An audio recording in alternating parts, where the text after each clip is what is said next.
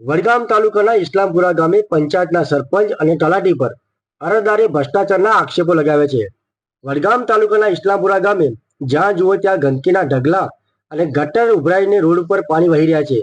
ત્યારે સરકાર દ્વારા આપવામાં આવતા સ્વચ્છતા અભિયાનના લાખો રૂપિયા જાય છે ક્યાં?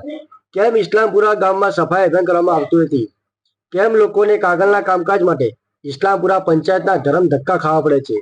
ઇસ્લામપુરા પંચાયતના સદસ્યો ગામ લોકોની વાત સાંભળતા કેમ નથી? ઇસ્લામપુરા પંચાયત વહીવટદારોને ગામના વિકાસના કાર્યમાં કોઈ રસ જ નથી. આજ રોજ ઇસ્લામપુરા ગામના લોકોએ કેમેરા સમક્ષ જણાવ્યું હતું, ઘણા સમયથી ઇસ્લામપુરા ગામમાં સ્ટ્રીટ લાઇટો બંધ હાલતમાં છે, રોડ પર ગટરના પાણી ઉભરાઈને વહી રહ્યા છે, એવા આક્ષેપો કરવામાં આવ્યા હતા. ત્યારે અરજદાર દ્વારા જિલ્લા કલેક્ટર અને વડગામ મામલતદારશ્રી, વડગામ ટીડીઓશ્રીને લેખિતમાં રજૂઆત કરવામાં આવી છે.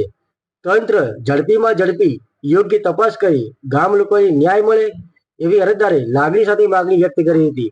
આવો સાંભળીએ શું કહી રહ્યા છે અરજદાર. અમારી ચેનલ લાઈક, શેર, સબસ્ક્રાઇબ કરવાનું ભૂલશો નહીં. જોતા રહો AK ન્યૂઝ ગુજરાતી, વડગામ, બનાસકાંઠા.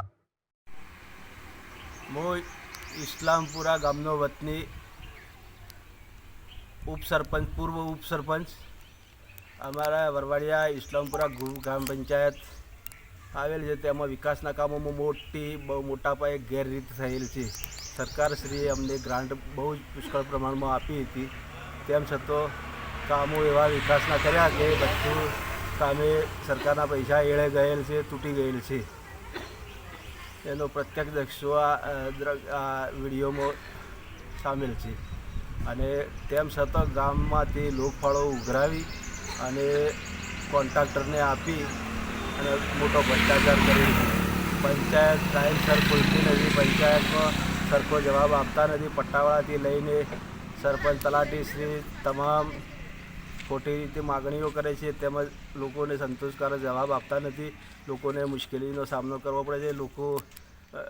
લોકોને ખોટી નોટિસો આપી અને દબાણ બતાવે છે, અને પંચાયત પોતે જ પણ દબાણ કરેલ છે અને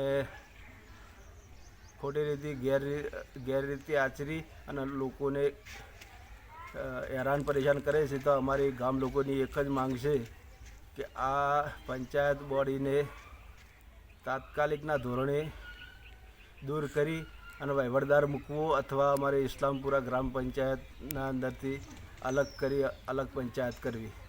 આની તપાસ કમિટી બેસાડી અને તટસ્થ તપાસ થવી જરૂરી છે.